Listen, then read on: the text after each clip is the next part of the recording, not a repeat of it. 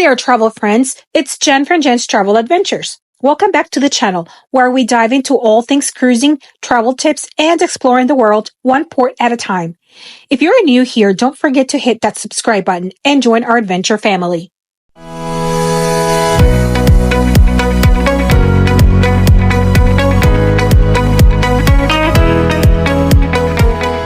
Today, I'm so excited to take you along as I share my incredible experience sailing on the Carnival Celebration, one of Carnival's newest and largest Excel-class ships. I'll tell you all about the ship, the ports we visited, our excursions, dining experiences, and even a few tips I picked up along the way. So grab a coffee, get cozy, and let's dive in. The Carnival Celebration is one of Carnival's newest and largest Excel-class ships, joining her sister ship, the Mardi Gras, in this groundbreaking fleet.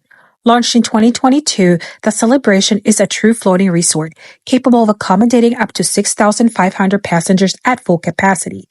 This ship is massive, boasting 20 decks, cutting-edge amenities, a wide array of dining options, and entertainment venues that rival those on land.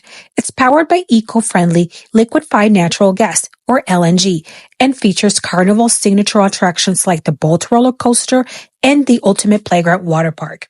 At first, I'll admit, I was a bit intimidated by the size of the Celebration. Mega ships aren't usually my thing, but this one may have changed my mind. I did a lot of research beforehand, studying the deck plans and watching countless YouTube videos to prepare myself. While those videos were helpful, nothing compares to actually stepping on board and experiencing it yourself. From the moment we walked onto the ship, I was blown away.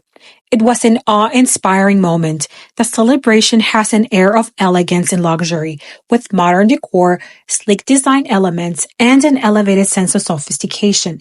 It truly felt different from the older Carnival ships I've sailed on before. Once we arrived at the port, we handed over our luggage to the porters and went through the check-in process. It was fast and efficient. Even though we had purchased faster to the fun, we still waited about 2 hours before boarding along with the Platinum and Diamond guests.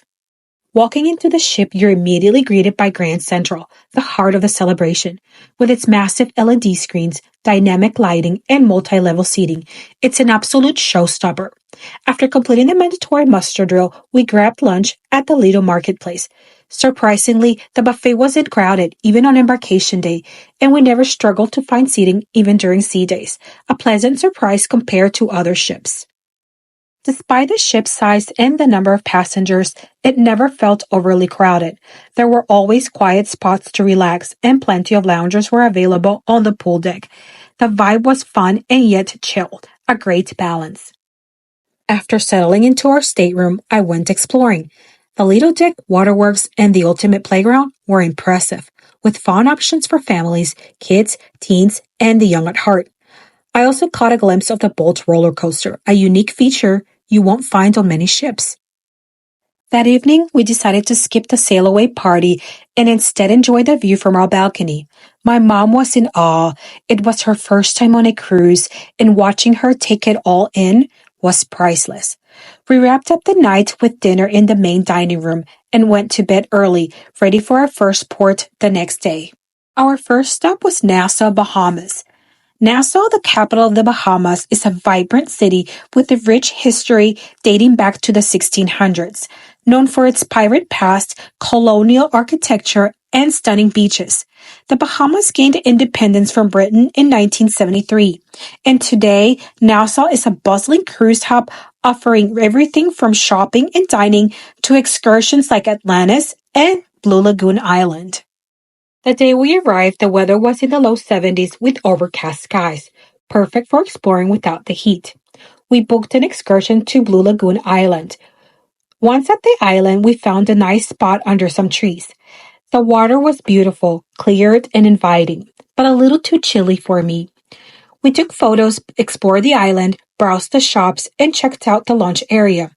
A casual barbecue spread with burgers, hot dogs, and local bites.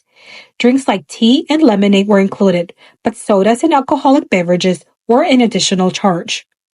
That evening, we tried shebang for dinner, which offers a fusion of Chinese and Mexican dishes. We loved it. Highly recommend trying it out. On your first visit, the first meal is complimentary. Then, a nominal fee applies. I had to cross the tilapia and Mom enjoyed some sweet and sour pork. Both were delicious, and you can't go wrong with creme brulee for dessert. Our second stop was Amber Cove, Dominican Republic. Amber Cove is located in Puerto Plata, a charming port city with a rich colonial history. Established by Christopher Columbus in 1493, Puerto Plata is famous for its stunning mountain views, historic forts, and vibrant local culture. The views as we sailed in were breathtaking, lush mountains and sparkling ocean everywhere you looked.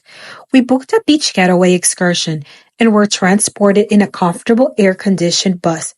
Here's a pro tip. Arrive early to your excursion meeting point for the best seats and spots. Amber Cove is very accessible, and for those with mobility issues, there are complimentary bike-like rickshaws that can take you closer to the port entrance. They only work for tips.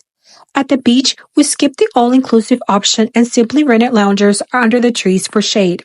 The beach was gorgeous, crystal clear water and soft white sand. We also found souvenirs at the beach shop, which was more affordable than the port stores. After a relaxing day, we headed back to the ship. While Mom napped, I continued to explore the ship. Our third stop, Grand Turk, Turks and Caicos. Grand Turk is the capital of the Turks and Caicos Islands, a British overseas territory known for its pristine beaches, crystal clear waters, and fascinating history. Here's the fun fact. Grand Turk is believed to be the first landfall of Christopher Columbus in 1492. The port here is stunning. Imagine waking up, stepping off the ship, and being just steps away from the beach. We originally planned a beach day, but our cruise director, Lee, announced a last-minute open-air tram tour, and we couldn't resist. The tour took us to the lighthouse, past roadside shops, and even introduced us to the island's free-roaming wild donkeys. At the lighthouse, we enjoyed beautiful ocean views, grabbed a few photo ops, and browsed a small shop and bar. Our last day on the celebration was a sea day. Sea days on the celebration were packed with activities like bingo, deal or no deal, the casino, and fun events like the Dr. Seuss Cat in the Hat breakfast. If you're traveling with kids, I highly recommend this breakfast. It's a whimsical themed experience, and the food was surprisingly good. I had a beef brisket omelet with green hash browns, and it was delicious. Evenings were a treat too. I loved sitting on the balcony, staring into the ocean, listening to the waves. It's my happy place. We also enjoyed spectacular shows in Grand Central, which never disappoint. The Carnival Celebration is an incredible ship with something for everyone. The decor, venues, and layout give it a sophisticated yet fun vibe, and it never felt overwhelmingly crowded. If I had one complaint, it would be the elevators. They were often packed, so pack your patience or take the stairs when you can. Would I sail the Celebration again? Absolutely. I can't wait to try her sister ships like the Mardi Gras and Jubilee in the future. Thanks so much for following along on my cruise adventure. Don't forget to like, subscribe, and comment. Have you sailed on the Carnival Celebration? What did you love or what did you not love about it? Let me know in the comments below. And until next time, I'll see you in the next adventure.